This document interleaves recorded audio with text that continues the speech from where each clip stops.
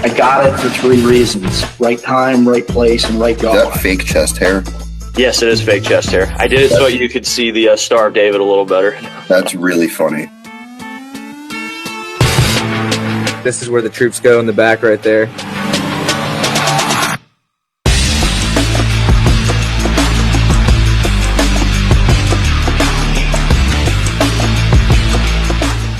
So long ago in a land far, far away, as we celebrate Easter Sunday, we remember that there was a tragic murder that took place, something that really shook the foundation of the world. But in the long run, you appreciate what exactly, in the long run, you realize, maybe this was for the good of humanity. And being Easter Sunday, I know a lot of you people are thinking, why is the Cincinnati Zoo in my background here? And although dying for your sins and for all of mankind, so that way you don't have to burn in hell for an eternity, is a great and noble thing. But let's be honest, Jesus Christ was not Harambe. I don't know when Harambe died. I don't remember. I think it was October, maybe of November. 8/28. 8/20. I still remember. Yes. 10 years on. Yes. So for whatever reason why I'm celebrating this in April, well, you know what? Christ wasn't born on December 25th, and yet for some reason we celebrate his birthday then for good reason. So today on April 5th of 2026, we honor the life of Harambe and the memories of 2016, the real event that broke the space-time continuum. And when we look back on this in 1,000 years after we're dead, after we've had our judgment day, a lot of the politics, a lot of the money problems you have now won't matter then. But we're going to look back and we're going to say that the death of Harambe is what helped usher in the resurrection of our Lord and Savior, Jesus Christ. And you know what? He still got shooters out there to this day. Give me 1 second, Shuey. Where'd I put It's it? like Steve Irwin, and also Stingrays. Dude, I got beef with the Stingrays too. May God rest Steve Irwin's pure, innocent soul.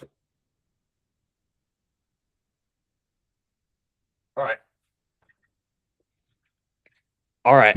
We're all staying strapped There here. you go. We're all strapped in these parts. Yes, sir. I think yours is better though, because you have it. So my guest is a collector of many, many items, and this is a green screen background. None of this is real. None of that's real. Nah, I don't know. All this cool shit? No, not at all. Let me change the background. Let me pull up something here. So, no, I don't want to stop the recording. Fucking Google. Thanks, Mike Zuckerberg, or what was it? Is it? Thanks, no. Obama. Thanks, Obama. While we're at it, Mark Zuckerberg is a Jew. A lot of people don't know that. Meta, Jeff Bezos. I want to slap a plunger on his forehead just because I want to. Because he's bald. Yeah, I mean, I'm not bald, but I could shave it right now. I mean, I'll probably look cuter than him too. Oh my God, where is my background settings here? I have no.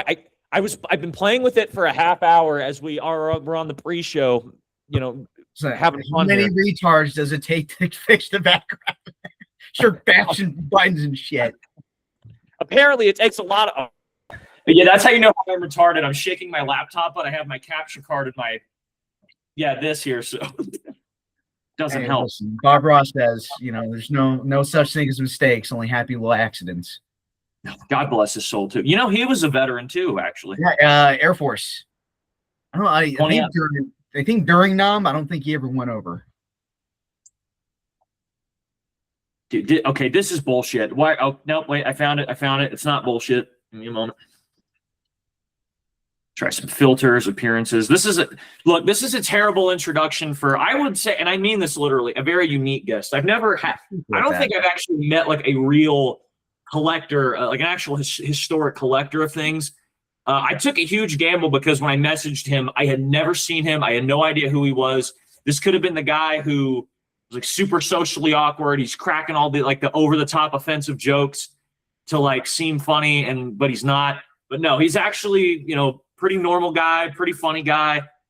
Please welcome Terminal Lance Nolan Shuey. You butchered the name. But I feel worse than the shooter who shot Harambe. It's like, dude, you shot the gorilla. What did you do? Listen, me and my buddies, we're all saying to this day, like randomly, let's say 20, 30 years down the road, we're just going to meet some random dude. It's like, oh yeah, I fell in a gorilla exhibit back in like when I was a youngin, back in 2016. We're like, what do you mean by that? All right, I got shooters out there. We ain't taking that right there. Oh yeah, because it was a baby, right, that fell in the zoo. Yeah, kid was like, I don't know, 2 or 3 years old. So wait a minute, I don't know where his mom was. Probably, I don't know. Kid who fell. We have to figure out. Yeah, kid who fell into the gorilla enclosure. A 3-year-old at that time. So, Barry 50. Wait, so he's 13 years old. Whoa, this is insane. So this means he probably has social media. He probably knows. He's probably in high school now. Yeah, 13. Yeah, dude, oh my God. He knows the weight of who he is, or better yet, because I watched Lord of the Rings, the movie, before I came on here. So I watched it for about the first hour. He's probably like Frodo Baggins, where he doesn't really understand the weight of the ring yet. And then Gandalf the Grey, like TikTok and social media are starting to tell him, like, look, like you don't know you're already a part of world history. I'm curious if he's like, sheltered in a way, kind of like like an OnlyFans mom. Imagine that kid just like know the extent of his like lineage and like the amount of hell he would get raised for. I don't wish that on anybody. I mean, having it's an insane thing to like have that type of weight on your shoulders too. Mm-hmm. Okay, we're going to the holy book of knowledge of the internet, Reddit, here to figure out what happened to him. Surprisingly, no, I've never been on Reddit a day in my life. Really? Never been on Reddit? And I just happen to be just like, I'm not going to say chronically, but like I happen to know a little bit about internet lore and its history, though. Mm-hmm. Okay, so I think we know. Was in little to no danger.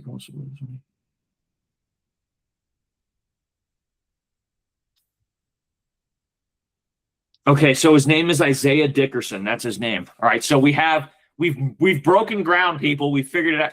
It's almost like trying to find. I don't know why I'm thinking of this, but it's almost like you remember that free 4-day search that they had for Tyler Robinson after he allegedly shot Charlie Kirk. Yeah, I remember that. I feel like now I just broke the news. We finally have a name, people. I think he's black too. Was it something? I was just reading something about that whole case, like so something about the bullet fragments not matching the rifle or some shit like that.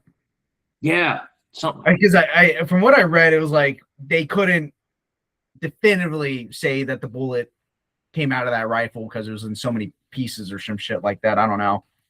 Mm-hmm. Yeah, I haven't really kept up with the Charlie Kirk conspiracy at all. It's weird because, like, I don't know. I mean, like, I get it, but like the thing with the conspiracies is like, dude, everybody's just trying to milk that murder. Like, there's just so many. Yeah. And like, I hate Candace Owens because she's done it too. Because like, oh yeah, there were Egyptian planes. Charlie Kirk. She's gone straight schizo. I don't even think she's a schizo. I think she knows what she's doing because like she has a history of just trying to milk attention and say the most controversial stuff. Like she got her like. So let's bring this to light. Her fame. She got her fame because she sued one of her old high school boyfriends for calling her the N-word. Then she gets into politics from a guy named Dennis Prager, who's one of the most prominent Jews out there. And then when everybody turns on Israel, she says, oh yeah, I'm against Israel. I'm against the Jews. Even though it was never a problem when he was propping you up and giving you millions of dollars. Like it's like my whole thing with that, like I kind of like pushed it out because like I don't really like I'm a big conspiracy guy, don't get me wrong, but like there's just some there I'm like, all right. I know it's always Israel, but it's not always Israel. It's not always the Jews, okay? Like you very unique geopolitics aside, you can point to so many other branches in this whole scenario. Correct, yeah. And it's like, and plus like the idea, because the official narrative is a left-wing nut job shot Charlie Kirk because he thought he was a hateful person. Is that really that hard to buy? It's like, is it really that hard to believe? The dude was like maybe lukewarm conservative that just despised Charlie Kirk, or I don't even know. I don't even know who Robinson really was. I may be entirely wrong. Didn't he have like some trans, boy toy twink or something? Yeah, I think he was into he was sleeping. I think he had like a trainee boyfriend or girlfriend, and he was kind of getting into. He was definitely a little off. Yeah, I mean, it's just like the whole conservative sphere. We're just milking the whole thing on for nothing. Like at this point, they're just as pretentious as just the left. It's annoying. Yeah. Oh, the funny hat people. Look at that. Yeah, that's all I could get for Jew. That's all I could find here. Yeah, you're not going to find much anti-Semitic stuff. I just want people to know before we started the show, because what I'm doing here is I'm changing the background to whatever we're talking about. And when we got on history, I tried to change it to anything that was like Nazi or like Hitler related. It wouldn't find anything on there until I typed in the word Roman salute, and then you just see like an old picture of Romans. That's how far I had to get. You could take a picture of the IDF. Yeah, throw some shade. Massad's about to blow my house now. Israeli Defense Forces. Let's see if it gives me some shade. They're incompetent as fuck. They suck at their job. I've seen them trying to clear rooms in Gaza. They suck dick at it. I mean, is it they suck, or is it like they're purposefully trying to, because like the genocide claim is pretty true at this point. It's like, that's my view on it. On like the baseline definition of genocide. Do I think the Israelis are intentionally genociding the Palestinians? No. Do I think they don't give a fuck about them? Sincerely, they would blow up an entire block, like an entire community block, just to kill one dude. They don't care about the Palestinians. Not the genocide sense, though. I mean, if you try to play it, and like, look, you can have whatever opinions. Like, obviously, I have like the right-leaning view of it, but it's like, if you look at it objectively, like if you're raised in Israel and you're brought up that way and you have like this enemy that you're constantly fighting, it's like you're probably going to be a little more indifferent to them than that goes into like kind of just the thought process of just Israel in general, because when the United States does something across the world, it's for our national security, like for NATO or the UN, etc. Like there's a reason behind what we do. Everything that the Israelis do is because they see it as an existential threat to their existence. Yes, exactly. That's why Mossad is implemented in everything around the world, because one thing could turn the table to, having 6 Arab armies invading at once or some shit like that. Granted, Arab armies historically suck at fighting traditional conflicts, but that's a whole different conversation in its own right. I know, but it's entirely baked into its identity that no matter if they have an enemy, that somehow they're gonna like if they let them win, they're gonna throw them in camps, even though there's absolutely zero proof that they would ever be thrown into camps if Jews were ever under anybody. That was the perfect timing for the Auschwitz background. Yeah, it's funny, like the way they act, like, oh, we were treated this way, and then they just do the exact same thing to some random Palestinian dude. Yeah, it's like come on, dude. Like, the world's smallest violin. I don't care anymore. I'm sorry. And just to illustrate this, there's a Holocaust museum in Albuquerque, New Mexico. Why in Albuquerque? Well, yes. I know Breaking Bad's a great show and all, but like, why? There's nothing to do. It would be the equivalent of building a Trail of Tears museum in Warsaw, Poland. Like, look, the white people here are getting replaced literally like in the next couple of decades. Who gives a fuck? Like at this point, like I can't afford, like fast food. It used to be where like if you want to eat, if you want to live cheaply, you could have fat. Like if you wanted to eat healthy, you have to pay more for that. Now fast food is getting out of pocket, is getting too expensive for people. I don't give a shit about if it's 6 million, 6 billion. Well, it's like I don't care anymore. Like life's getting hard here. Like, yeah, and like I understand that something. Like obviously for me, history is a very big aspect of my life, and I believe that history should always be remembered and taught to the future generations. It's to the point where it's like it's becoming performative. It's just cringe. It's like, yes, it's good. We can talk about the Holocaust. I love these conversations because growing up, I was anticipating reading history, reading World War II, So I can just Yes. be the niche little retard that just happens to know everything, and I can just teach some random people. Now Yeah. it's 2026, and I'm having to correct people over false history and stuff that never happened, or like correcting misinterpretations. And it's like, Mhm. I thought the internet would make people smarter, and it's like you got the power of the world in your hand, and you can't even look up something that's easily verifiable or not verifiable. It's Yeah. just irritating. I mean, it is weird. It's like, I mean, human, like, times change, but people really don't. It's like, you know, we look back on our ancestors as they're like these dumb, brutish people, but it's like, even with all the tools and the access we have, that's not changing whatsoever. It doesn't, because now we're just using the phones as like we're expecting it to tell us what to do. Pure human laziness instead of actually using critical thinking and deciphering it for ourselves here. Yeah, like I don't use ChatGPT or anything like that. Well, take that back. I the only time I've ever used ChatGPT is to looking up like something very specific on a collection item, like some really niche info that you can't just Google without just spending hours diving through different articles. I'll use ChatGPT solely to look up something very specific, or if there's a mark on there I can't find easily on the internet. And it does a very good job of like pointing me in directions to like more primary sources. But it's like generally, even when I was in college, most of these people are just using ChatGPT to write their entire essays for them. Yeah. And I in this whole like, oh yeah, we're using it as an aid so we can do our class. That's all bullshit. You're just doing it just to get a quick grade. I see through you. You can't bullshit a bullshitter. Yeah, which I don't blame them for, because it's like, and look, I'll judge these people for doing that because I totally never did that when I was in college. But, you know, it is very lazy. It's very scumbag of you to write an essay or to use ChatGPT to write your essay, even though I totally never did that. So that's why I'm saying that about you guys. Listen, until you've had to write a 10-page essay in the middle of the night at 3 a.m. to get it done by 8 a.m., I don't want to hear it from people.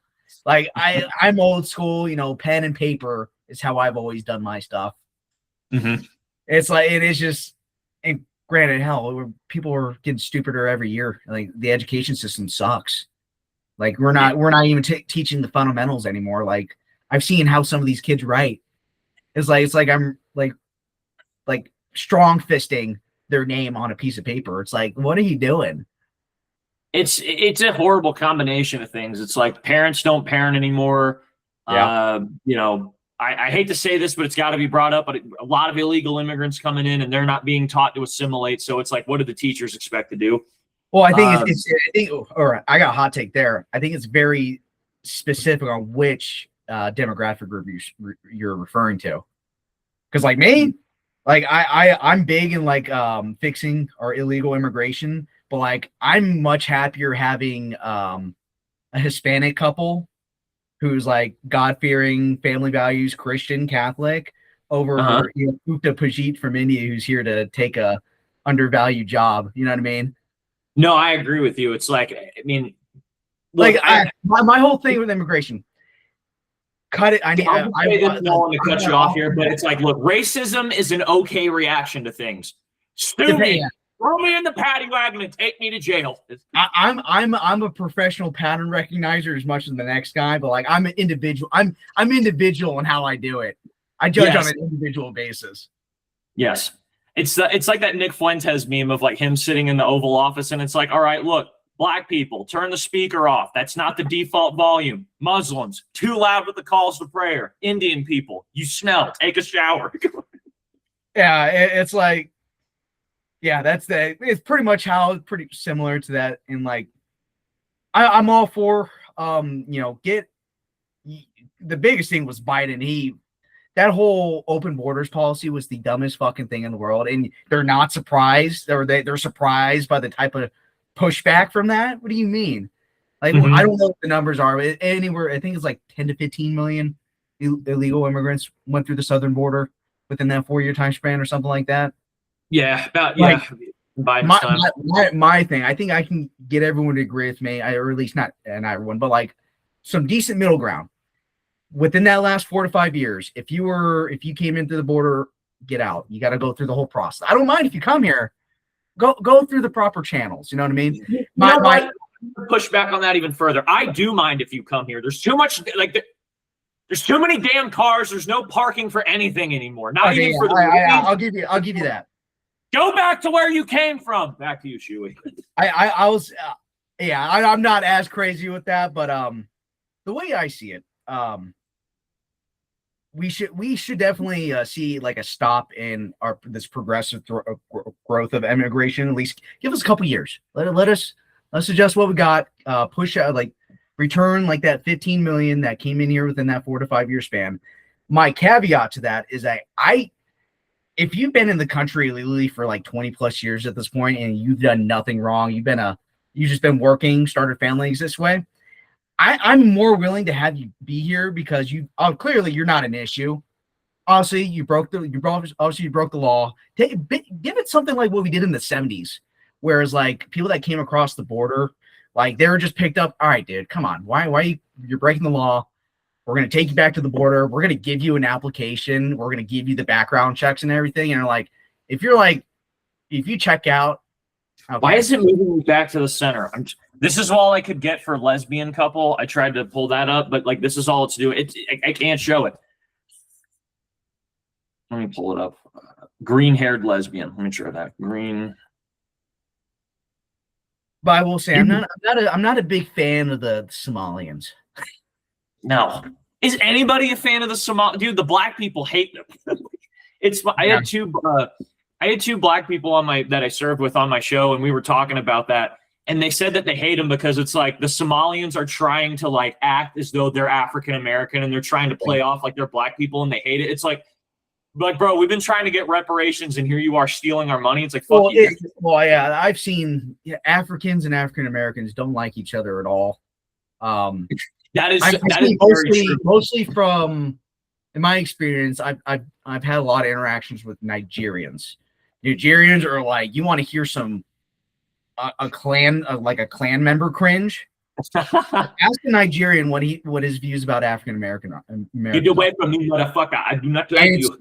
It's you might as well throw the hood on him type of deal. Dude, listen to Ari Spears. He's a black comedian in the U.S. Listen to him talk about it. He has a funny bit about that. It's so true because like people from Africa, like they're not like black people from other countries aren't really black guys. Like as weird as that may sound, but it's like I guess to add to your point, it is funny because it's like they hate black people more than like any other group of people do, and I don't know how to add to it, but yeah, it is funny just watching that. Like, yeah, it's a very interesting dynamic, and with African American men and women, or who are like, or the more, or specifically the Pan-African types that go to Africa and are like, oh, these are my people. They look at them like, you're not my people. What are you talking about? You're an American. You're not African. That's another thing. Like they don't consider African Americans African. Whoa. They see them as a completely different sect. Which the African American population in the United States has been disconnected from Africa per se since the transatlantic slave trade. That cultural aspect has been snatched and separated or disconnected for 400 or 500 years, give or take. Maybe. Yeah, that's not a small time frame. That's literally half a millennia. It's half a millennia, and also you still see some of that those transitional roots in the cultural aspects, what you saw in the antebellum period, and that transgressed into Jim Crow era segregation and all that stuff. But like the African American demographic it's unique in its own right. You can't compare it to Africa. No, like it's plus. Like, it's not even like not even saying nothing negative. That's just a fact. Yeah, well, it's like you said, it's been separated, it's been mixed, and if you think about it, it's like culturally it's Protestant, which is really weird compared to the rest of Africa. Mm-hmm. They speak English. They have somewhat like they've been westernized. Yeah, like a lot of like cultural aspects, like the Irish, the Germans, the English, the French. Like this goes into food, music, culture, segregation. Yeah, it's like when you're referring to Protestantism, like I will admit that has nothing to do with it, but yeah, it's it's the best one I could find. But yeah, black people. I'm not saying like it's a bad thing. Like obviously, black people, it's like they've contributed a lot. Like to the I love black culture. Don't get me wrong. Well, yeah, it was like, but one of the driving factor of that the cultural aspect was the family unit was very strong.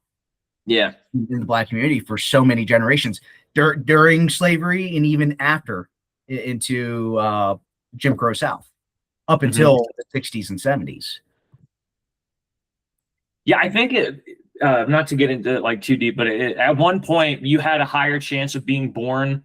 Like if you were born into wedlock parents, you had a higher chance of being born with like a black family than a white family at one point.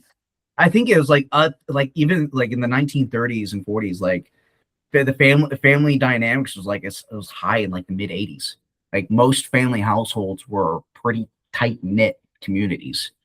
Like you had and then you had communities like Tulsa, like which was one of the biggest, if not the largest, like most prosperous financially black section of America. And then historically speaking, that got fucked up. but I mean, there is that history aspect. I find that interesting. I like history. If you could tell. We've gotten so serious about like politics and stuff like that. Can we get into the good substance of stuff? Yes. Well, I politics and history. I love memes, so I got a lot of fun history there. Yes, memes is thing. We can be thankful for a lot of things, and memes is one of it in this day and age that we live in.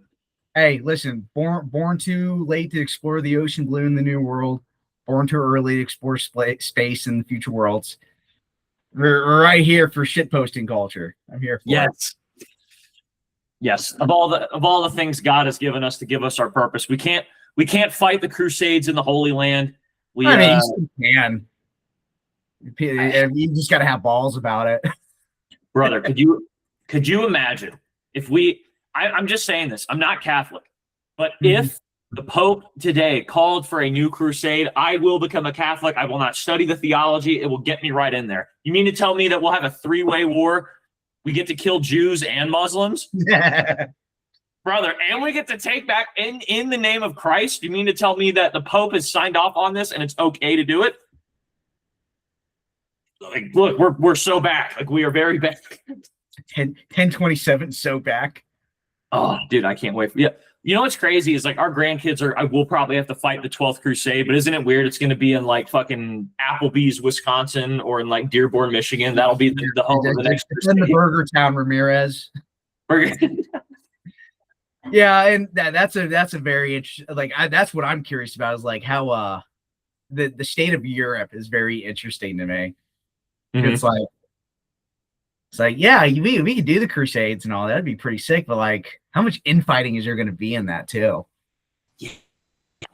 I mean, I'm okay with it because we have to cleanse, but it's how much infighting would there be? There would be a lot of infighting. Well, shit. I mean, it took Europe like 3 years to finally get on page with supporting Ukraine and Russia.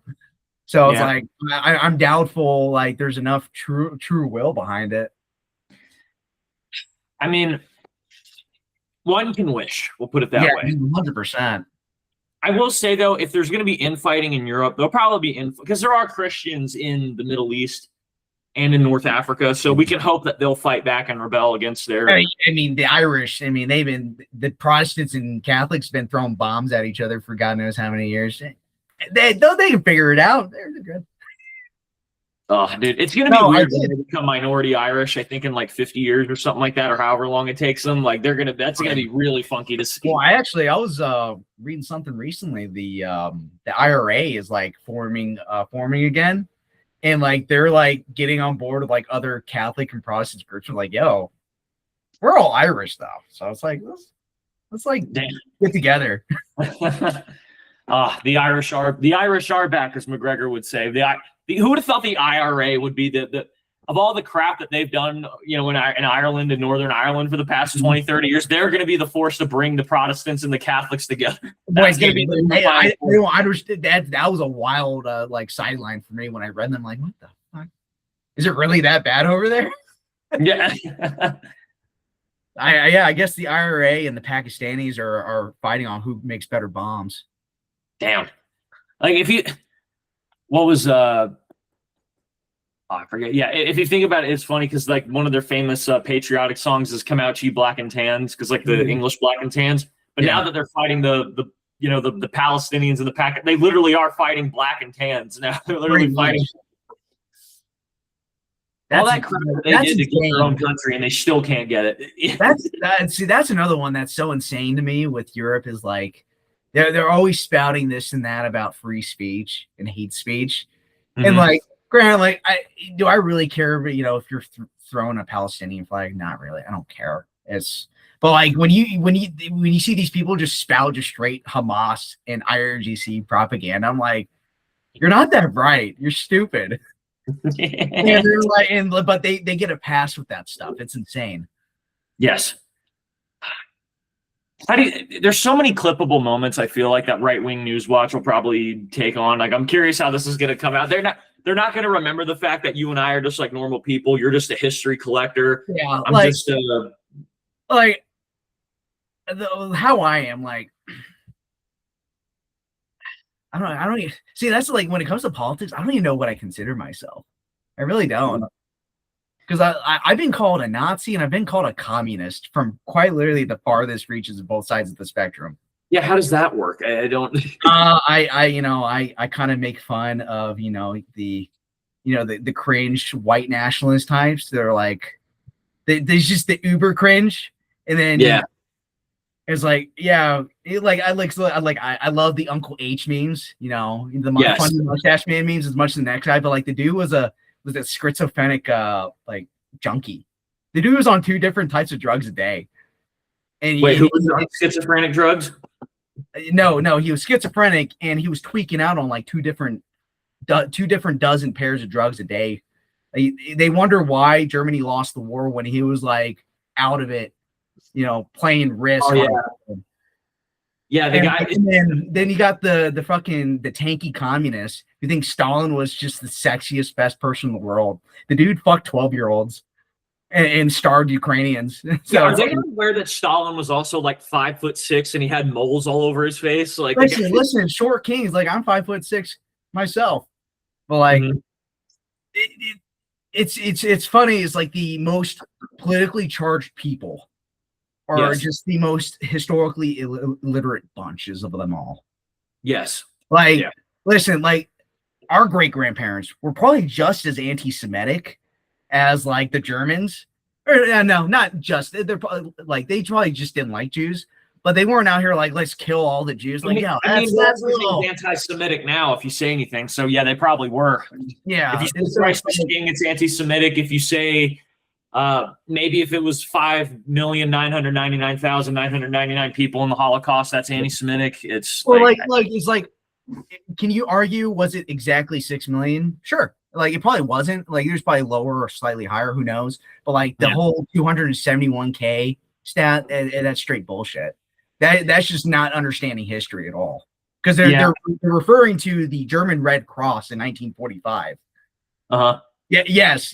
Goebbels and the War Ministry are the most. They're throwing out perfect stats. They're still saying they're winning the war in April of 45. Come on. Yeah. It's like even David Irving, the guy who was like the pioneer behind Holocaust revisionism. He even said that it was the video I saw of him, it was like a 3-hour YouTube video where he's like bearing his life story because he's basically old and almost dead now. But he said he thinks it was like 1.4 million was the final tally when he looks at it. So it's like he's even saying that they're wrong with that. And what's difficult is you're never going to have an exact number because there are so many instances of times that these numbers weren't calculated. Like because it also depends on what you consider who you consider a Holocaust victim. Because it's not just Jews. I mean, some stats will include obviously you have Jews, gays. Some will include like nearly 2 million Russians, POWs. Gypsies, any just a big minority group you can imagine would be considered part of the Holocaust by the definition. So I mean, it's like there's like it's the whole 271 stat. Like the Germans kill nearly 300,000 Hungarians in like a month in 1942 from the ghettos. So Yeah. it's like now what is right? You know, the whole like take off your shoes and they shot him in the river type thing. What's that about? I think it was like Prague is what they're referring to. Like a bunch of a second, I'm trying to recall it. Give me 5 seconds. A bunch of Jewish civilians were lined up by one of the rivers and were told to take off their shoes, and they shot them and they all fell into the water. And Jewish rabbis and the Jewish community were saying for so many years that this event happened. And there's a photo of like so many shoes just lined up next to the riverbank. And they ended up excavating that riverbank, and there's no bodies or no bones or nothing. And like that's not to say like some of these stories were made up. They probably were. Yeah. But like the Exaggerated for sure. yeah, there's certainly a little bit of exaggeration to certain stories, but like I'm not gonna outright say that the 6 million number is not true. I mean, I could see that number being about right. It's not out of league. It's not out of the arena. Oh yeah, another one. You could add partisans to the Holocaust. Yeah, you can do that too. I mean, it's there's so much nuance and convoluted nature to it all. It's like, so I don't take it seriously sometimes. I think the problem, to sum it all up, it's people don't really have a problem with like the genocide itself happening. The problem is like it's the narrative is being shoved down our throat to say that like, okay, if you support, authoritarian leaders, or if you like, or if you're a nationalist, you're a scumbag. You have to have Holocaust museums everywhere. We learn about that over our own history. And then because of that, you like, if you want to criticize Jewish culture, Jewish people, rabbis, or Israel, it's like, oh, that means you support the Holocaust. That means you're a piece of shit because look what we had to deal with. It's like, no, that doesn't mean that. Yeah, no, 100%. It's being abused horribly, I think, is what people are tired of. They beat the horse. They played their hand a little too hard, and just no one cares anymore. Yeah, and it's like, that's not to say you shouldn't care about it, but like it can't be every single conversation, for the love of God. No, like, it's like the Nuremberg movie. I thought it was a really great film. The first two thirds were phenomenal. Like learning about the inner workings of Hermann Göring's mind. I thought that was a really interesting aspect to dive into. But then you have the last third of the film where it just felt like that performative, just like the Holocaust bad, the Jews are sad type of deal. I'm like, all right. Yeah, like the Nuremberg trials wasn't only about the Holocaust, by the way. No, it was. Well, that's what they made it under the impression the Nuremberg trials was to tell the Nazis they were bad for killing Jews. No, it's not. Well, they started a world war over false pretenses. Yeah, we all like, look, this isn't a conspiracy, but Jews are very prominent in Hollywood. So, of course, they're going to push that narrative. It's like, and I know you would appreciate this because you're a historian, but like you have to step back from people and, look at who they were, how they came to the conclusions, and understand that you don't have a stake in that game. And like look at every movie or documentary about Hitler that's ever been made. It's always Hitler, the rise of evil. Or if you see the thumbnail, it's Hitler, but he's like, yeah, I know a couple objectively worse people than Hitler, if I'm being honest. Yeah, like off the top of my head, Pol Pot is probably Genghis Khan, Mao Zedong, Stalin, Pol Pot, King Leopold II. King Leopold, Idi Amin, even though I respect him because he was a great military leader. But you know what's crazy? I think from what I know, if the 11 million narrative is the true narrative of how many people were killed in the Holocaust, he's still not even like the top third.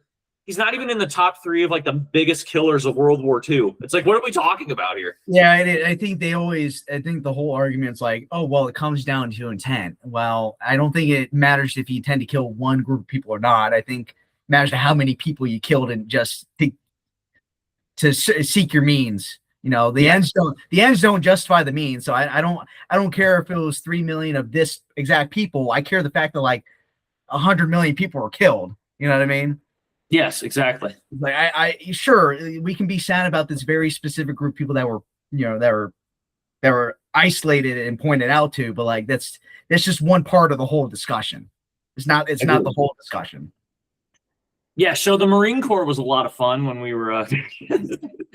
That's another. These conversations we had all the time, sitting in the sandbox, sitting in the field. So yeah, how do you feel about the Jews today, guys? Yeah, and look, I love women, but this is a big reason why y'all will never be at the level that the guys are at, because you can't hold conversations like this without it turning into a fucking lecture. Now, which is funny because I'm actually wives. It's funny you say that because I'm actually talking to a mid-30s alt chick that like we have these kind of conversations. Wait, together. A mid-30s bald chick? Is that what I just heard? Alt. She's kind of like a alt goth baddie. Whoa, okay. Good for you. Good for you, Mr. Shuey. So like we actually have these similar conversations, and like I don't know if I should like be scared or in love with you right now. You should. Don't make up. Just follow your instincts, Shuey. Go for the gold. I typed in women. This is all it would show. Which can we, Nolan? Can I ask you this? Will you ever see a female, a woman's friend group as diverse as this with the ages and the races? Oh, absolutely, absolutely not. Yeah, I believe white women are the most racist group of people ever. Yeah, it's like for how much crap we get from like a lot of the younger women about that. It's like you can't have one black friend. Like I've said some racist stuff in my past, but it's like at least there's podcasts and photos of me with black people, Mexicans, Asians. They love us. They love me. We're separated by race, united by racism. Okay, they just they want to understand. That's the title of this episode. Yeah, like that's just the Marine Corps right there. Like I have experienced more racism from non-white people in my life than anywhere else in the world.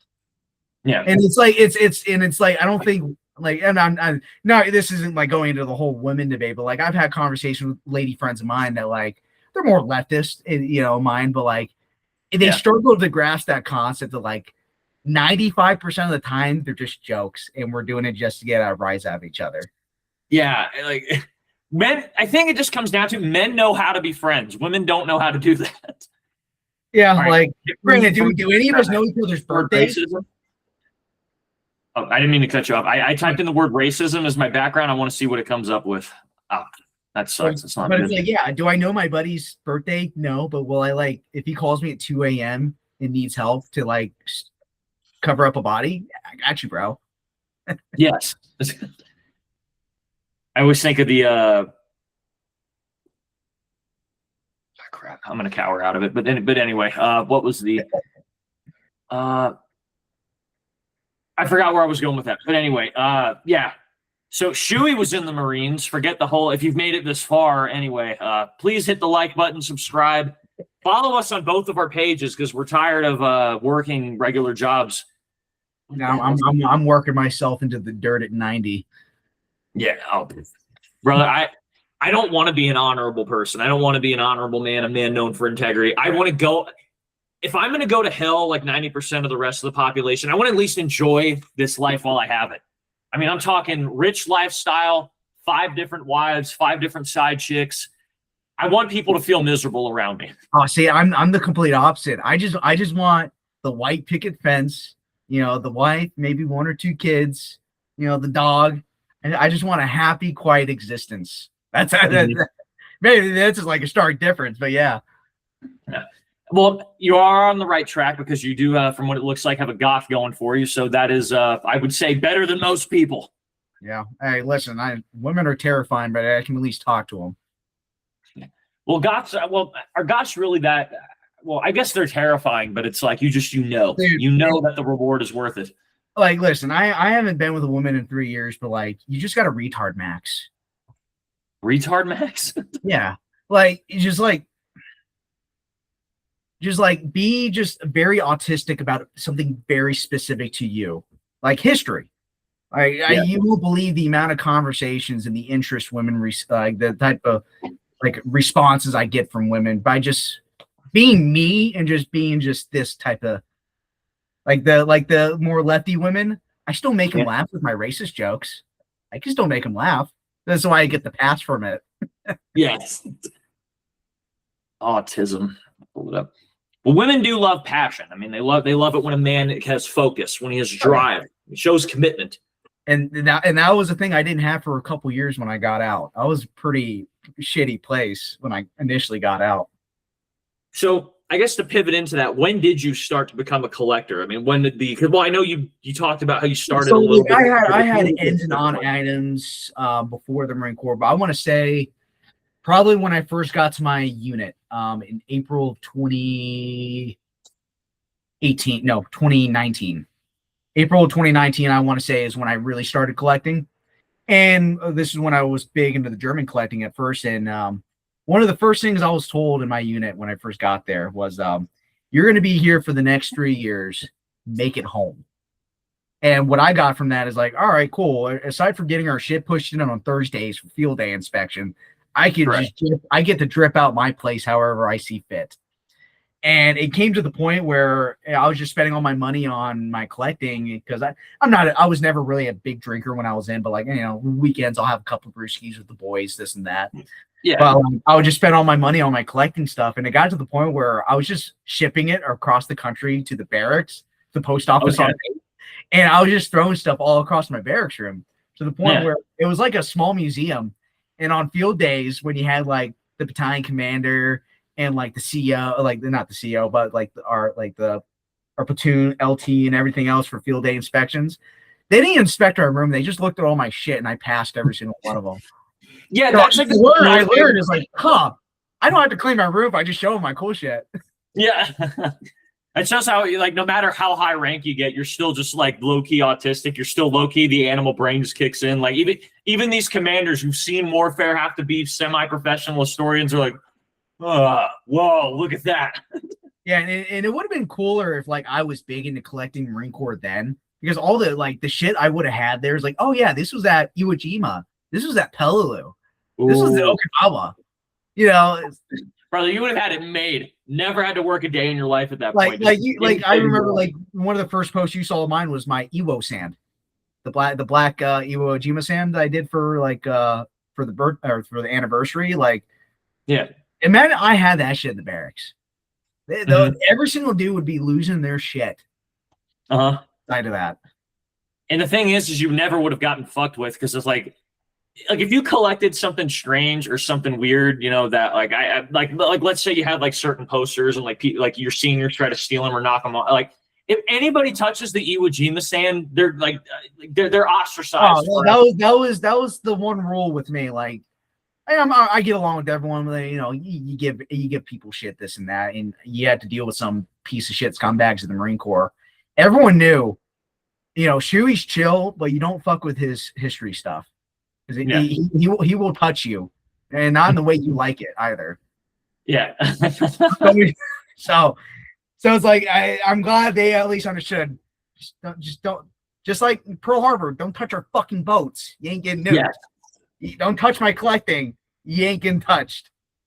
That's the next background I need to pull up. Pearl Harbor. Did you have the mannequin? I'm curious. Did you have the mannequins in the background, or like, did you have the mannequins in the barracks at all, or like any of the mannequin history? Like, what specifically did you use in the barracks?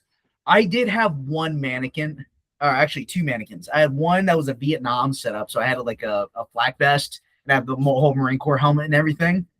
Or the Nam helmet, and then I had a Gulf War setup, which that photo I sent you of the Gulf War lid. Yeah, that was my helmet I wore my time in the Marine Corps. I didn't wear my issued helmet. Really? Okay. My command thought me wearing the chocolate chip helmet was so fucking sick. They ordered me to keep wearing it. Real? No, dude, that is cool. That is fucking OP. So like whenever, because being a radio operator, I pretty much did all the different sites when I was in, but one of the things was like to know that it was me coming around to unfuck comms. So like if you just see some random dude being a vehicle commander with a chocolate chip helmet, that's Shuey coming. Well, I watched out for him. I mean, my master guns had been in since 1990. He saw me wearing it once. He was like, shit, bro, that looks fucking sick. I remember wearing this. Dude, hell yeah. This in the Gulf War. I was like, yeah, dude. I showed it to our regimental CEO one time. He's been like 35 years. He was enlisted back in 1986. Jesus. He's like, you wear this all the time? I'm like, yeah, it's cool. Dude, it's so funny because it's like I just imagine, there'd be at least one CO or somebody that would either blast you or say, hey, you can't wear that, but they're all just like, no, fucking keep that. That's cool. So 7th Marines is like the Wild West of the Marine Corps. You want to talk about any rules and regulations, throw it out the fucking door with us. Like, Okay. I think on average, I think most guys had at least one faded pair of camis they just wore about all around base, or like some dudes you'd see them like with the freshest pair of trousers and the most faded top imaginable in the crustiest 8-point cover, and they just walk around the barracks like nothing. And then you go to not Legion, you go to 2nd Marines is like this, or you go to Pendleton, put your hands in your pocket, you see First Sergeant, he has a whole ass aneurysm seeing that. Mhm. Like, Yeah. we only cared about our job, so it's like we don't care about hands in our pockets, this and that. Like, if you're a good Marine, the officers don't care. And I was around officers enough, I was more Gen Pop Marine, but like I was good at my job. Yeah. They knew me as Shuey the jokester. So it's like, yeah, I never caused problems. I should have got at least one NJP at one time, but I got out of it. But Okay, Google Meets background creator. It recognizes John Basilone, but it says it doesn't recognize Chesty Puller. What are we talking about that's crazy. here? It's bull- Chesty out here with 5 Navy crosses like the Infinity Stones. It better recognize Archibald Henderson. Check that one here. Yep. This is a fun alternate history one, but you saw the I expected it to go viral, but not as viral as it did. But the black Chesty Puller one. I thought that shit was hilarious. Oh, What's so wild is that Dan Daly just looked like an old head. yeah, he literally looks like any other old black guy that you meet, like Just lives sitting down the in road. front of the house. Like I straight was like, damn, maybe he was black. Shit. Did Archibald Henderson look like this? This is what it has for Archibald Henderson that it gave me. Do we even have a photo? Did he even live long enough to get his photo taken? I need to see this. I don't think so. I don't know. It's been so long. I know he's the grand old man of the Marine Corps. Yes, sir. That's all I remember from it. So he should have had his photo taken. What year? 1859. Oh, he should have had at least one photo done. He lived long enough almost to see the Union split. That's fucking insane. That's wild.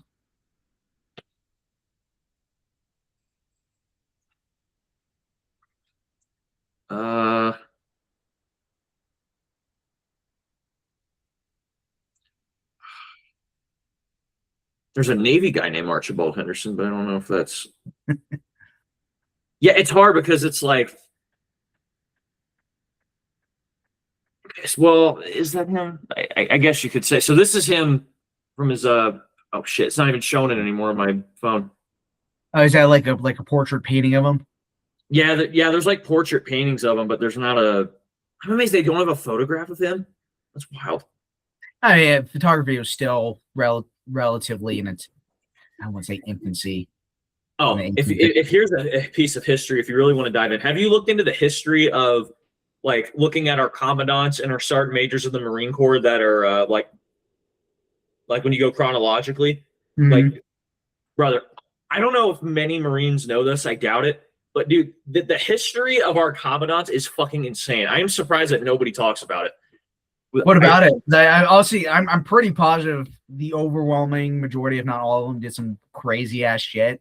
I don't think you become a commandant unless you've done some hardballer shit. Has General Eric Smith done anything wild? Eric Smith, is that which one's that? Current commandant. Is the current one? He did do a CFT and like not too long after having open heart surgery. So I mean that is pretty dope. That one's insane. Like, yeah, I don't care what anyone says. The fact you got a heart attack and you immediately after surgery or just you could be a terrible commandant. It's like mad respect. Like I mean, it's like my grandfather. He had an open heart surgery earlier last year, and they had to keep him in bed because he just refused to sit down. Like he immediately wanted to get back outside working on the front yard. I'm like, Grandpa, chill. You know what? I have to play devil because I have to push back. If this show is a search for truth, not really, but Great show, by the way. Did anybody wait? What'd you say? I said great show, by the way. Oh, thank you. I appreciate it.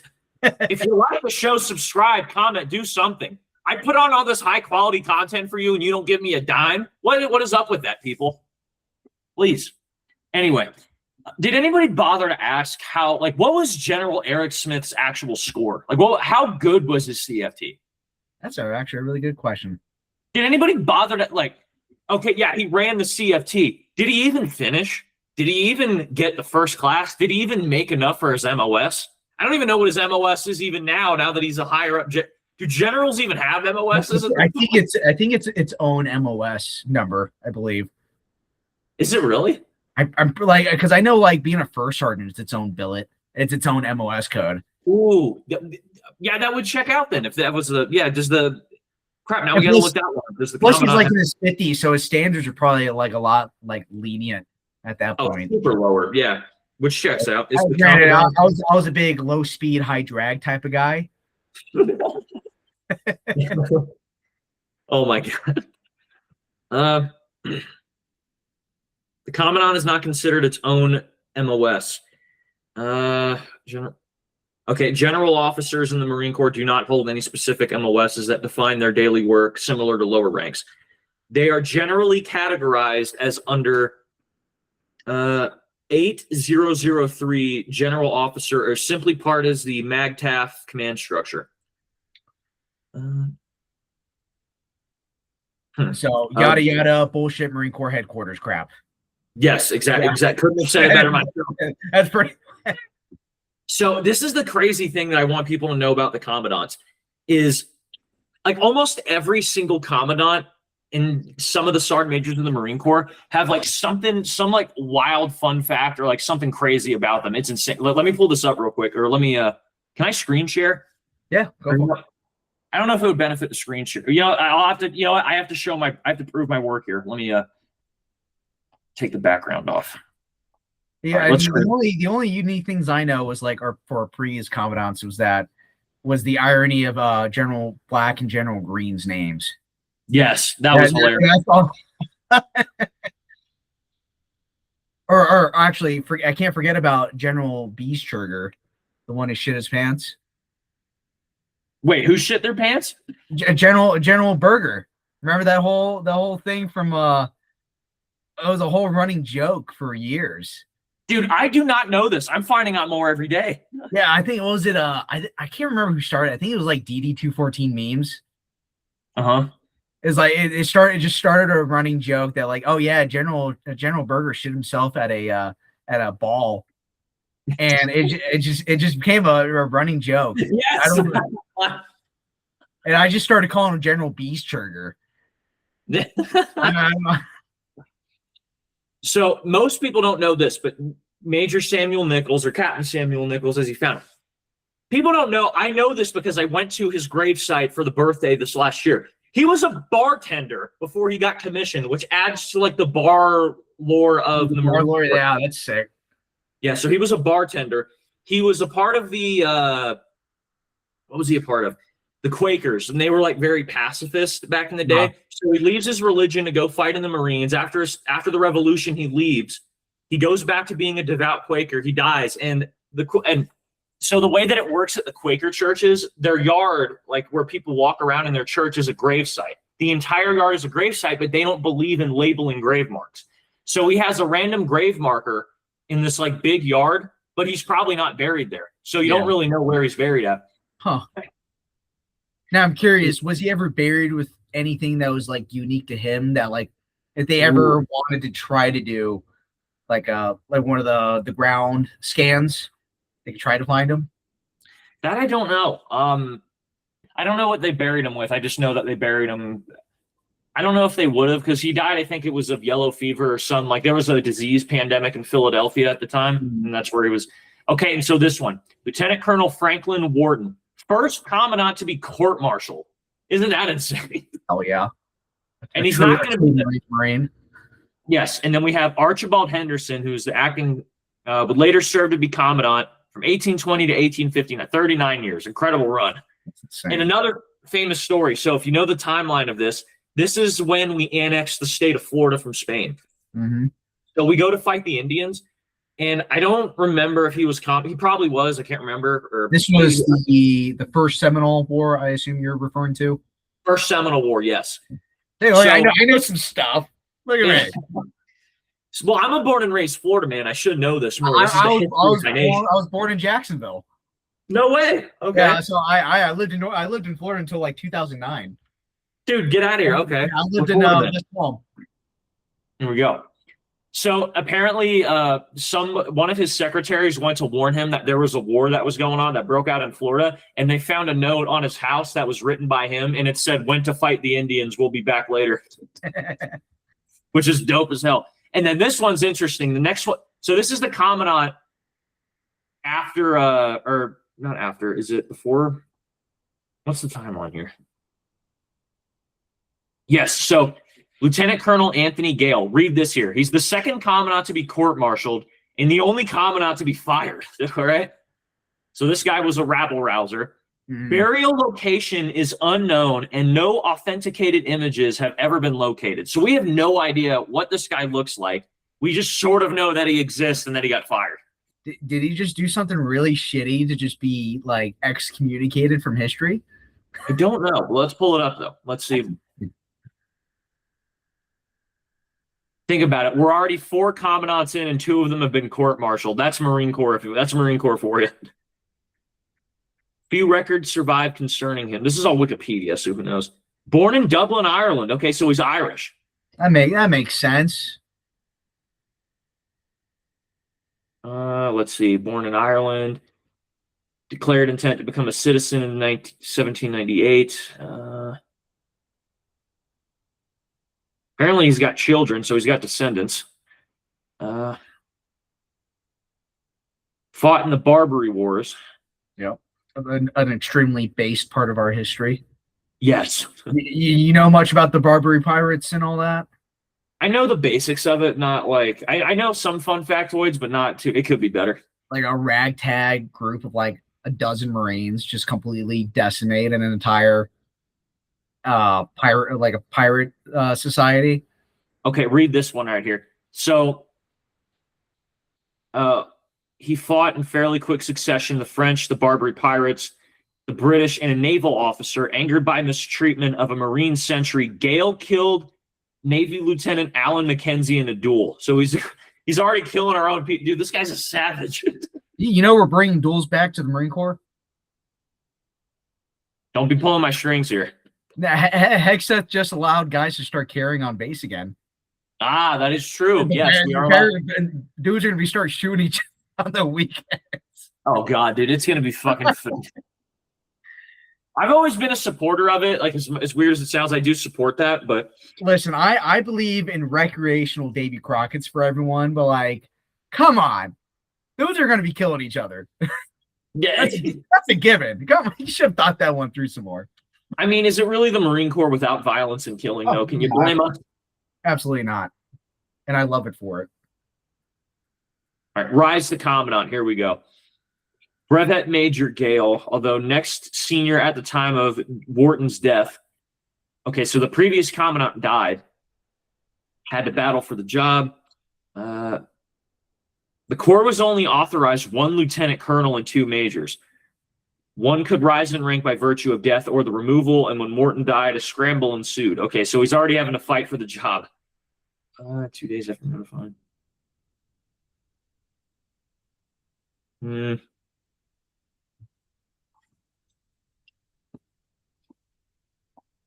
Okay, so the Marine Corps was leaderless for 6 years, assumed post.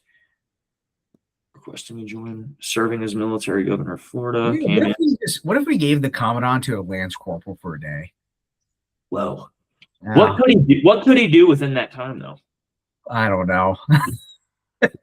let's bring back Amtrak's while we're at it. Why not?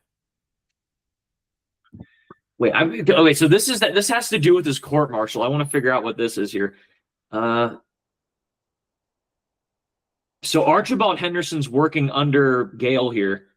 Archibald Henderson wrote directly wanting to join General Andrew Jackson who was the military governor in Florida. Direct Troubles came out. Analyzing division function between himself, pointing out his position. It was alleged.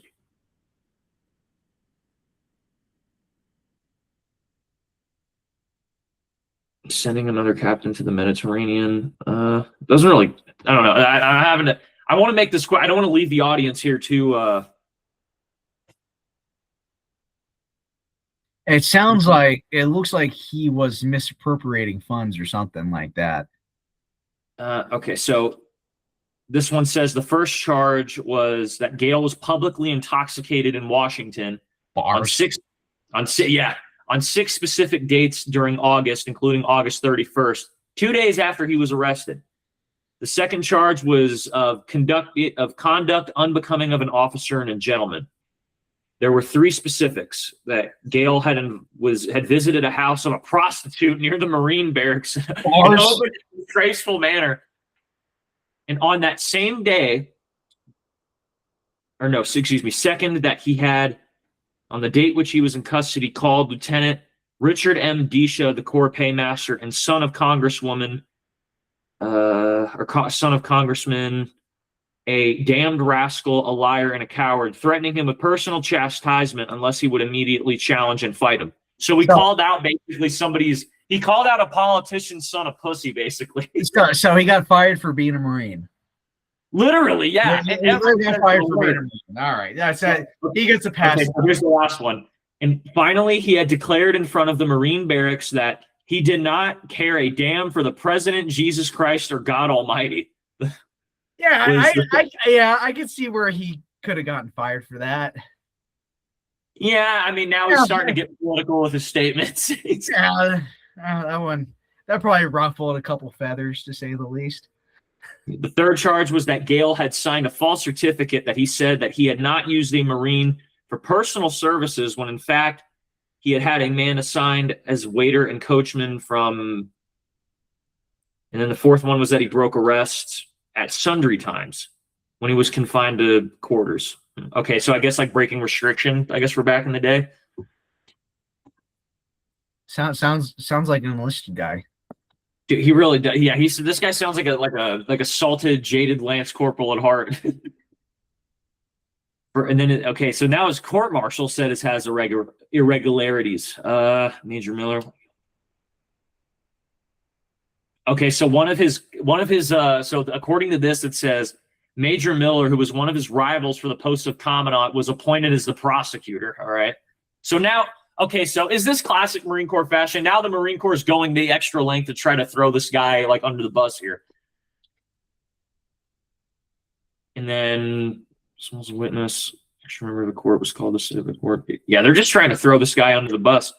President James Monroe approved the guilty verdict. And Gale was removed from office and dismissed from the Marine Corps on October 18th of 1820. God, dude, this guy sounds like a G, though. Like, can we really, like, this is probably, Anthony Gale is probably the greatest Marine of all time, greatest commandant of all time. And it appears to be like the most unknown one. Yeah, like we don't have any pictures of him or anything, not even a portrait. And we don't know where he's buried. And then Archibald Henderson, can't blame him. Great guy. Longest serving commandant. Okay, where were the other ones here? We got this guy, Johnny Harris, during the Civil War. There was a couple others I'm trying to remember. Okay, and we got Jacob Zellin. He designed the EGA. Charles McCallie creates or chooses Semper Fi as the Marine Corps motto. General, where was the couple other ones here? Successful.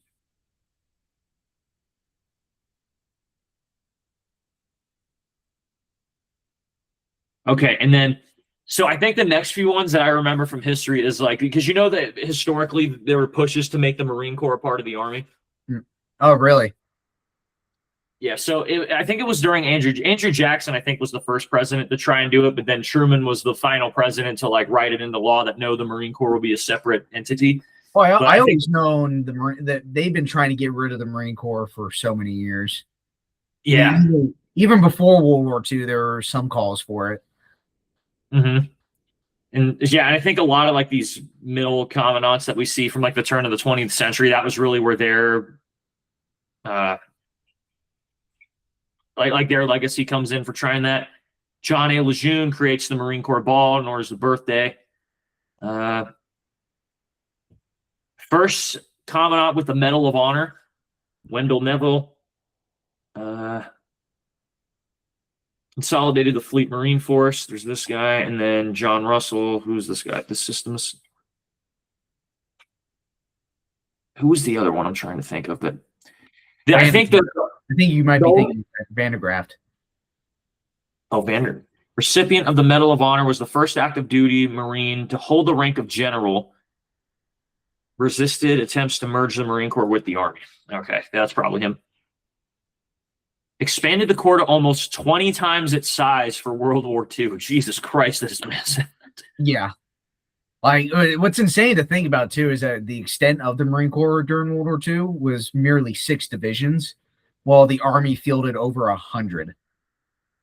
Dude, that's wild. If you like, I mean, it checks out when you think about just like the sheer size, but it is fucking insane to think about like how.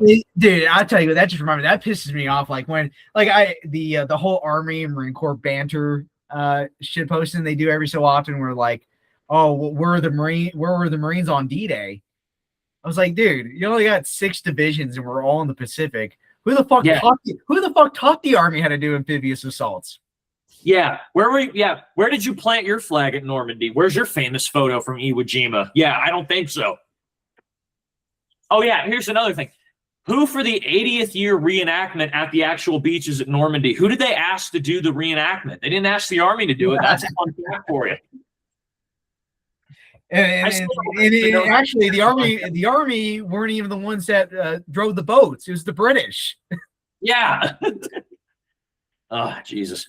But it's so, but you know what? For all this shit talking of us trying to prove this, the Army's still going to get the first combat missions. They're still going to be the first ones sent in. I've had this rant with a bunch of other people, but I hate the idea that because we're told that the Marines are the first to fight, but it's just never true. They just don't send us in at first. I hate that.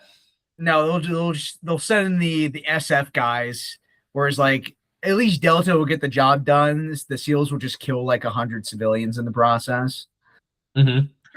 Okay, and then we got this commandant, David M. Shoup, opposed U.S. involvement in South Vietnam. It was considered by historians one of the most highest criticisms of the war. Where's the other one here? I mean, if we're gonna be fair, it was a bullshit war to begin with. Oh yeah. Dude, actually, a crazy thing about Vietnam is that Vietnam actually could have been an ally to us against China in the 50s. But we're so hell bent on the anti-communism that like we isolated Ho Chi Minh into like ever so slightly aligning with the Soviets. Yeah, dude, what's crazy is like, I really think, if you want to go into the conspiracies of it, the military industrial complex, it's like, they had to get involved in that war. I mean, they wanted it so bad. Hey, listen, I love Lockheed. I love Lockheed. I love Boeing. I love the shit that we produce. But like, come on, we can't be fucking fighting everyone all the time. Yeah, but that's the nature of the state, though. It's not about winning wars. It's about making sure it's continuous. Okay, and then Alfred M. Gray, and I want people to know this because I didn't realize this. So he's the one who was known for saying every Marine a rifleman. Mm-hmm. And if you notice, every Marine official portrait is all done in some type of like alpha or before these guys, like some type of professional uniform. If you notice, his is in camis. Yeah. I didn't know this, but apparently the commandant is allowed to decide what uniform you can have your official portrait taken in. Oh, I always thought that was the thing. No, and to honor that quote, he had it done in his field camis, or he had it done in like the camis of the time. To honor the every Marine rifleman. Yeah, I've heard a lot of conversations on that quote in the battalion. Mm-hmm. The grunts don't like that, which I see why. I mean, not every Marine's a rifleman, but every Marine can hold a rifle. I think every Marine. I think that the more accurate quote is every Marine should be a rifleman. It's like every Marine is a rifleman. Some are, Like with any skill, you got to hone in on it. You got to train at it a lot of times. Yeah, like my buddy has a collection item that belonged to a Marine that was at Iwo Jima. He was a cook, and like in the first few days of the fighting, they handed him an M1 and told him to go in the front line. Dude, And he held off the Japanese. dude, So, fuck like, it. it's like I understand the quote, like, yeah, not every Marine's an infantryman. That's a true statement, but I mean, every Marine or rifleman is kind of a true statement too. Mm-hmm. Yeah, and then all this, and then I think from the sergeant majors, the only one that was that I thought was kind of cool is there's one of these sergeant majors of the Marine Corps was I think he was the last sergeant major in the Marine Corps for Vietnam, so he oversaw us leaving the Vietnam War. He's still alive today. He's like almost. I'm not. Yeah, I forget. He was either really young to be a sergeant major of the Marine Corps, or he was like kind of old, and now he's like. But he's like almost a super centurion, I think, or he's like the guy's like insanely old. That's wild. Like as being almost 100. Like I still talk to World War II vets that are like 103, 105, and they're like they're as clear. Their mind is as clear as day. Like they're just recalling shit that happened yesterday to them. And I can't remember what I had for lunch yesterday. Yeah, dude, I don't know what happened there, but like it's insane that they're able to have that mental clarity. I mean, it goes to show how good the long-term memory is. It really doesn't have like an expiration date, I guess you'd say. Yeah. Where is these fucking notifications here? Okay, first photo. The good old eagle mask. So anyone who's in 3.7 or anyone who knows about the power outage in March of 2020, every year on Facebook, everyone reposts that whole skit. But it was a Sunday night at like 10 p.m. And me and my roommate, which I'm actually still pretty close to this day, I actually saw him a couple weeks ago. We had just gotten to bed at 10 o'clock at night to wake up for work. He was in one of the line companies as a radio operator also. So 10 o'clock rolls around, and then at least twice a month, the entire base lost power. So like our barracks lost power at 10 o'clock because we knew it's like the AC went out. And when the AC goes out, it starts getting hot. So you start opening up the windows and you're like, all right, cool. Well, we're going to go to sleep fucking miserable tonight. Yeah. And so we lay back down, and then we're just sitting there, and then we start hearing hooting and hollering outside. And so I get out of bed, I look out, streak my head out the window. I see dudes just walking around with chem lights. I'm like, what the fuck is going on right now? So we're just sitting there watching, and then we kind of just get all rowdy. And it was actually a bunch of dudes from 3-4 that came to 3-7's smoke pit, basketball court for some reason, and bought a fuck ton of chem lights and started throwing them at the grunts at the crack barracks across the fire lane. So all the grunts are getting out. They're all starting drinking, and we pretty much everyone in our side of the barracks, we're all walking outside now, and we're just watching what the fuck's going on. And it comes to the point where the grunts start collecting all the chem lights, and they all throw them at once towards each other like a freaking artillery barrage. Everyone's having a great time. Yeah, like nothing's getting out of sorts. And then it's probably 11:30 at this point, and then I think the grunts are starting to get a little too drunk.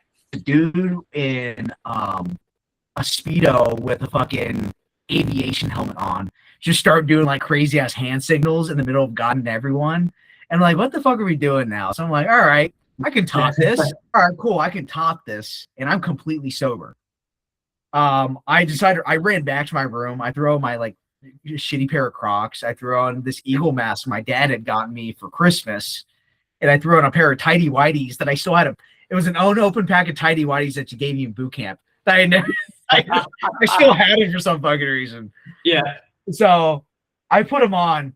All the power in the barracks are still out. So I'm just like, I think you had like the duty was walking around with the lights and seeing what's going on. I'm like Metal Gear Solid Snake just creeping around them. Mm-hmm. I ran outside into the fire lane, and everyone has their lights on. Everyone's hooting and hollering. I just book it down the fire lane, And in the video that I have, you see sitting over by the barracks, there's the OOD, just like hands on his hips, just like, what the fuck am I watching right now? I run through there blasting the grunts, were losing their minds. Apparently I got put on it was like Terminal Lance. Oh hell yeah, okay. I was on Terminal Lance on that. A couple of the big meme pages posted that same video. And my buddies were that photo that you just saw was like on the second level of the barracks, and those are all the radio guys. They were sitting up there just watching what the fuck was happening. They had seen me, but they didn't know it was me at first. And they recorded some random ass dude fucking near naked running across. I come upstairs to them and they like start losing their shit. So we all calm down, do our thing, and then as we're going to bed, PMO actually got called to the barracks because it got a little too crazy. And the grunts decided it was a great idea to start throwing beer cans, ketchup, mustard, food at the cop. God. Turns out the head guy was a retired lieutenant colonel. Oh shit. So yeah, that next morning, we got our shit pushed in by our battalion commander. We all got into some massive formation at like 7, 8 a.m. in the morning. And he starts lambasting us left and right about all the shit we pulled. Also, a dude got shot in the face with a BB gun, almost lost his eye. Oh Jesus! Yeah, we were totally at fault for this. Yeah, everyone knew. All right, we fucked up. So we all went on this some crazy ass routine for a month straight. Like everyone's up at 4 a.m. for battalion-wide formation. You're doing battalion-wide PT. You're doing a battalion-wide showers, formation again. Everyone's marching to work, marching to the chow hall, this and that. Like it went from the complete opposite of what 7th Marines was known for, being relaxed, being gay. It got gay, but but it was rightfully deserved. So after that first formation, we break off from the battalion, and we will go into company formations. So I was with H&S most of my time. So our captain, he pulls us in together. He starts talking shit. It's like, you motherfuckers could have stopped this last night. Yeah, sure. A bunch of H&S guys are going to stop stop Kilo Company from losing their shit. Sure, bro. Yeah. So we're all at parade rest. I'm like in the back of the formation. And then he goes off like, and also, apparently one of you motherfuckers were running around with the goddamn eagle mask and tighty-whities last night. We're going to find this asshole. We're going to take him in. We're going to get his ass in trouble. And then as he's talking, I see 3 of my buddies just slowly just turn their head and slightly smirk at me. I'm like, motherfuckers, don't say shit right now. Fuck you. Yeah. So I'm acting oblivious, like, what? Me? No way. Dude, like that's insane. I know. An eagle mask? How did it look, bro? Like that's we break off, we all end up back in our radio shop. And then one of my corporals at the time, this is taking out. This is only in we're still boots. Like we're still getting our shit pushed in on the daily. Yeah. So one of my seniors comes up to me after we get there. It's like, Shuey, I'm hearing this rumor that this is you. I'm like, you might explain this to me? And I just looked and I was like, you got me. And it's like, dude, no fucking way. So he pulls in all the other seniors, and these are like your Iraq vets, your Syria vets, like they're a little fucked in the head. And I was totally anticipating them just like start lambasting me, just like chewing me the fuck out. Yeah. And they're like, Chewy, was this actually you? It's like, yes, Corporal, this and that. I was like, dude, that's the funniest shit in the fucking world. They all run into the other sections, and they're such, dude, that Eagle guy, that was Chewy, just being a dumbass. And my entire chain of not the chain of command, but the entire radio section, including the lieutenant and the master sergeant, they knew that was me, and they're like, shoot, that was funny as fuck. We're not mad at you. We think that is like the most comedic thing you could have done in that moment. And it pretty much got kept under wraps. Like the entire radio section knew it was me. And then periodically, because my last year I ended up going to the regiment, the guys would periodically mention that story. I'm like, oh, do you all know that guy? The guy who did that? It's like, no, we've been trying to figure that out. This guy right here. Yeah. Then I show them that photo that you showed me, and they're like, no fucking way. Yeah, I was never caught for that. Well, as you shouldn't have been. That's the command was entirely anticipating on frying me for that. well, what exactly was wrong? Like, it's not like you were throwing chem lights. It's not like you threw the ketchup at the PMO. It's like, what exactly was wrong with that? I think they just wanted blood because of basically we kind of humiliated the battalion, if we're being completely honest. Like, that was completely unprofessional what we did, especially with like what 3-7 was known for, is like a very professional combat battalion. Yeah. Yeah, we didn't get our presidential unit citation because of that. No shit. Yeah. All because of waiting for you to do the fingers. This guy. No, but it wasn't that, but like the dude getting shot in the face. I actually know the guy who it was. He got lucky because it like got right underneath his eye. He was like an inch from losing it. But it was just the fact that like the fact the PMO got involved, that was the nail in the coffin. I don't think it would have gone any more than that. But and then someone lit a dumpster fire on fire, or someone lit a dumpster fire. Jesus Christ. That also takes into account. Yeah. But it's like, of all the things, you were going to be the one that they were going to hang for that, hang out to dry. Yeah, well, I think it's the fact that like I was known as the jokester, so like no one ever held that on me. They just ended up becoming a funny story in the end. Yeah, I was going to go up to because I realized that the video that was you running, but I.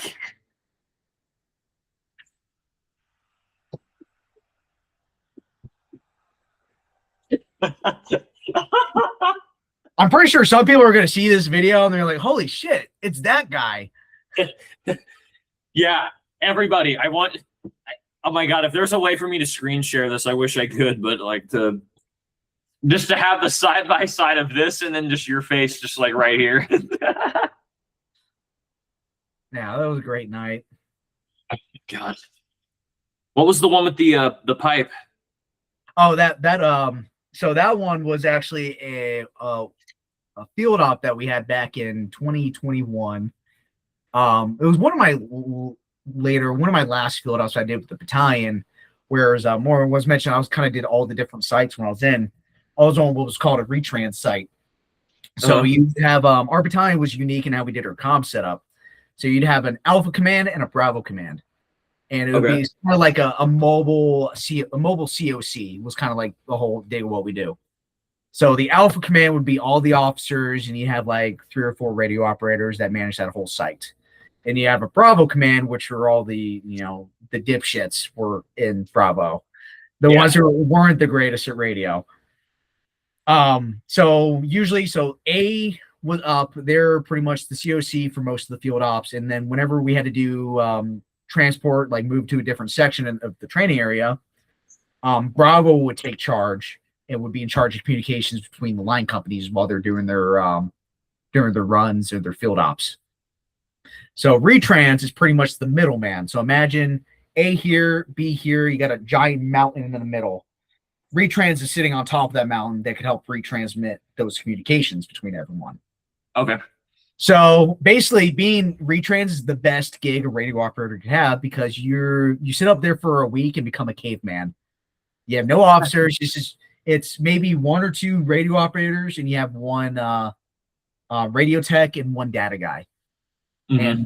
And they don't do anything. They just sit there because my radios didn't break when we're doing my job. I took care of my stuff. Yeah. So they basically just sat there for a week, and we would just do a little circle jerk for a week, doing nothing on top of a mountain, just being lazy and fat and disgusting. And then at the end of the week, we go back down the hill. You have a whole ass beard at this point, just look like cavemen. But during that field op, we got lucky because you had 311, the ARTA unit was out there, and they're doing their training alongside the 81 Mortars platoon with 3-7. So on top of this mountain, you pretty much get the clear whole view of that mountain range. And the entire time, I'm just watching them just shoot artillery.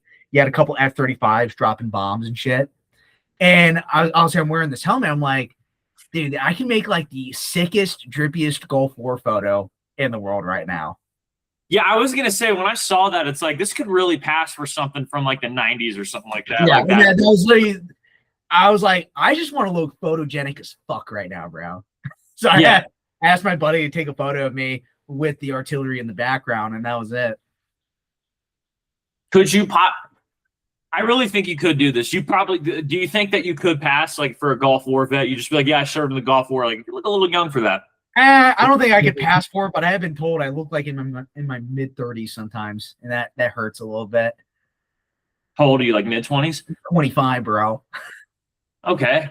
I mean, I don't think mid-30s. I mean, you could probably push late 20s, something like that. Yeah, I got told by one of my coworkers, they thought I was 35 years old. I'm like, damn, dude. I know my knees are shit and all, and you hear popping every 5 seconds in my lower back. Yeah. I'm not that old. Actually, speaking of which, I'll grab this for you. Oh, grab it, please.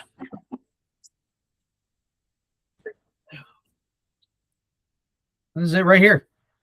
Oh, that's the same one? Yeah, it's the same one. So yeah, Oh, this was actually a Marine Corps issue lid during the Gulf War. That my buddy bought, that I bought off my buddy, and then I just wore it while I was in. When I went to the regiment, they didn't like me wearing this helmet because they were gay and retarded and losers. So that was the end of that helmet's period once I left the battalion, but I had a good time with it. That sounds like fun. Have you been able to use any other props though besides the helmet? I'm curious. Like, have you tried to use any of the other gear out in the field or out on deployments or anything from your collection? Yeah, I'm just trying to think because like I did have a original German flare gun in the barracks that I kept. Okay. I never got to use it because just finding original flares is difficult. Well, like I stuffed it in my plate carrier once and just kind of just rolled around with it in the field. Dude, sick. I'm trying to think what else. I don't think so. I think that helmet was really the only thing that I had.